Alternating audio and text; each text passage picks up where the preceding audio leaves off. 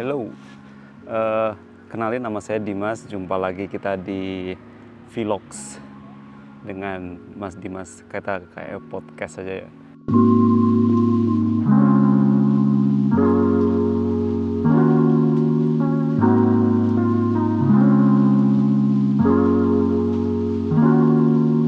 Jadi beberapa saat yang lalu ada yang minta kalau bisa saya ngadain podcast gitu, tapi ya it's okay lah. Kebetulan hobi di sini adalah saya jalan-jalan sambil coba nidurin anak saya. Kayak gimana sih bentuknya? Di Eropa itu biasanya bayi itu jalan pakai stroller atau pakai gondola sih namanya. Jadi ini something yang sangat cultural di Eropa. Kalau orang atau di Amerika juga, kalau bayi itu perlu tidur dan baiknya tidur di siang hari ataupun menggunakan stroller tersebut. Sama nggak kenal musim ya, jadi mau musim dingin, musim panas, kalau memang udah jamnya siang harus tidur, biasanya dibawa keluar. Sama meskipun ini panas, sebenarnya nggak panas-panas banget sih. Jadi rasanya itu koyo apa ya, kayak kalau di Indonesia itu mungkin di pagi hari fresh gitu ya. Nah, di sini sekaligus saya juga pengen ini kayak nyeritain hal apa sih yang kemudian bisa bikin buat bisa saya share. Jadi ada keinginan bahwasanya channel ini bakal berguna berdasarkan pengalaman-pengalaman saya, gimana kok bisa kerja di luar negeri, kemudian sejauh ini hal apa aja yang udah dilakuin sampai bisa sejauh ini dan banyak hal. Jadi mungkin bisa saya sharing di channel ini. Nah, hari ini kita mau ngobrolin, kebetulan saya sering dapat pertanyaan ini dan saya juga kebetulan suka dengerin podcast, jadi mungkin bermanfaat juga buat di-share ya. Jadi hal apa yang kira-kira itu buat Anda, teman-teman, adik-adik yang masih SMP, SMA, ataupun yang udah kerja dan menanyakan kepada diri Anda sendiri kalau Anda kira-kira ingin merubah sesuatu, itu langkahnya apa aja.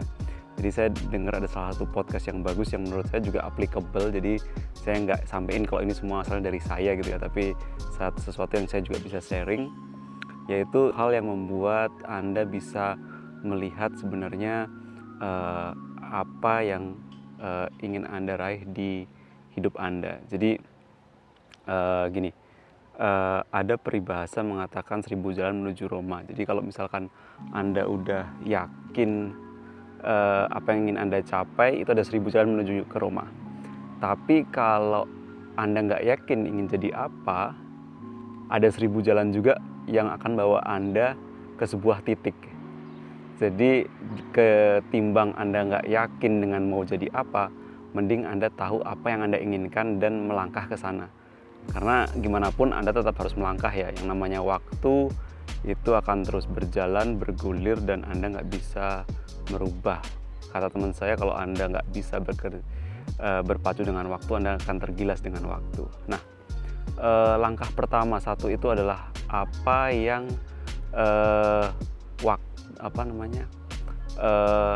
apakah ketersediaan waktu Anda untuk mencapai tujuan Anda.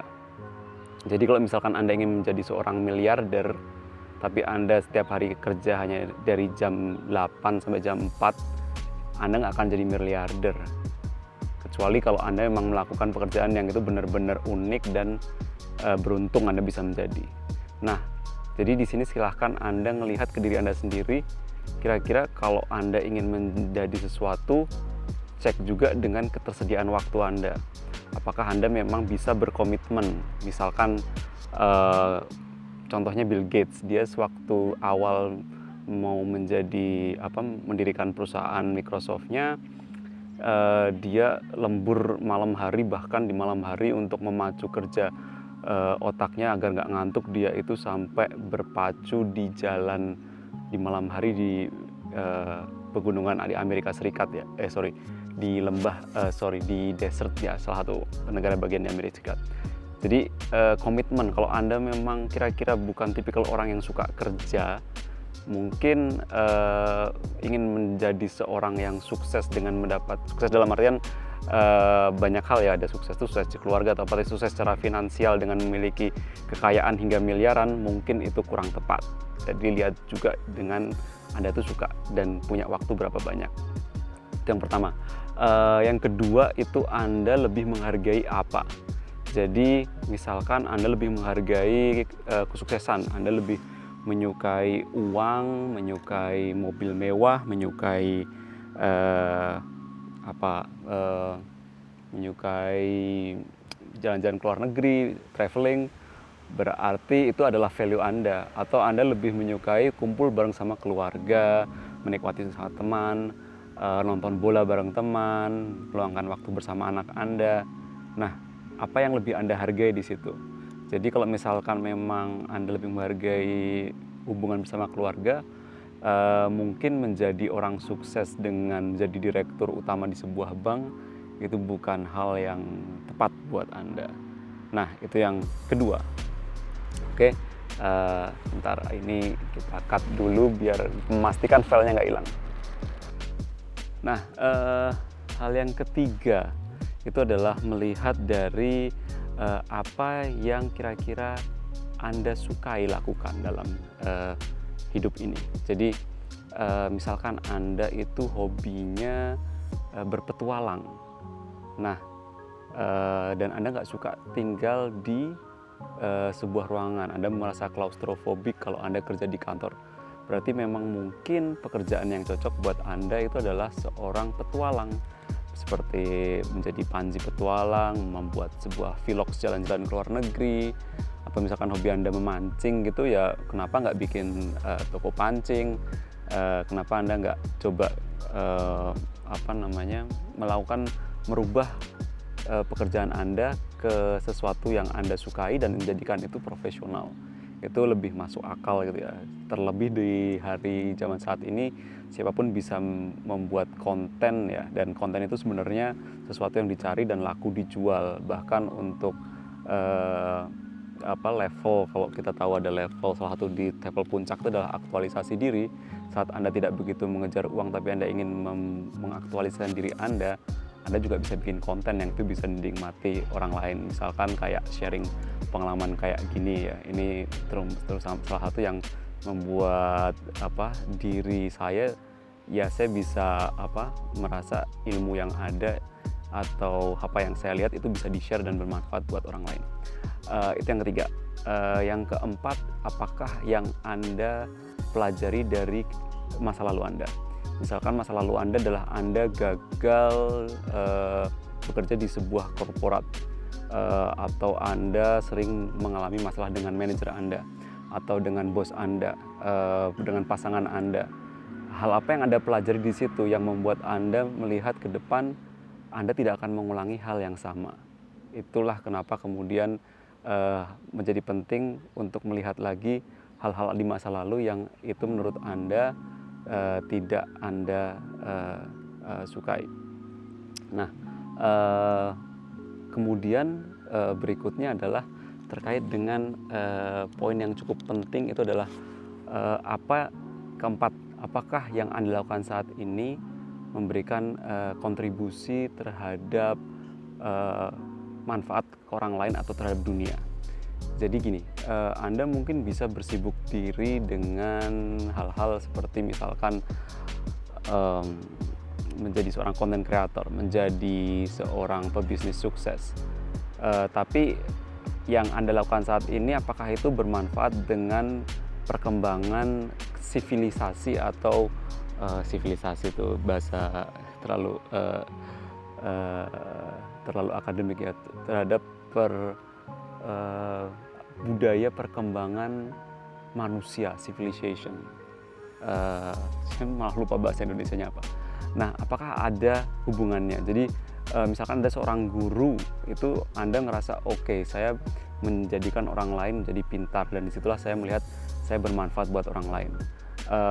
Anda menjadi seorang sportman, saya berguna karena saya membuat orang lain suka melihat saya bertanding dan itu menghibur orang. Nah, hal-hal seperti itulah yang kemudian bisa Anda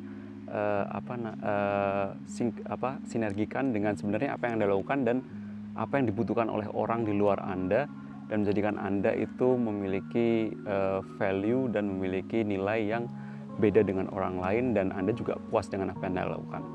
Itu. Kemudian yang kelima itulah apa yang Anda tidak sukai. Mungkin susah ya mengetahui apa yang tidak saya sukai karena kemudian Anda melihatnya subjektif. Tapi Anda bisa coba tanyain ke teman Anda dan kemudian cek teman Anda akan mengatakan kepada Anda apa sih yang sebenarnya Anda tidak sukai. Itu biasanya teman Anda mengatakan, kamu nih nggak suka kerja di kantor misalnya gitu, atau kamu tuh nggak suka kerja sama orang. Nah, hal-hal itu yang kemudian bisa membuat Anda untuk melangkah ke depan, melakukan sesuatu yang memang Anda itu sukai dan meninggalkan apa yang tidak Anda sukai. Kemudian yang keenam itu adalah terkait dengan kekuatan. Jadi Anda itu memiliki bakat, kuatnya di mana? Misalkan Anda adalah seorang sportman, Anda sangat bagus bermain bola basket, Anda bisa menjadi pelatih basket, Anda sangat bagus di bidang diplomasi, bisa ngobrol dengan orang lain, mendamaikan pertengkaran, Anda bisa menjadi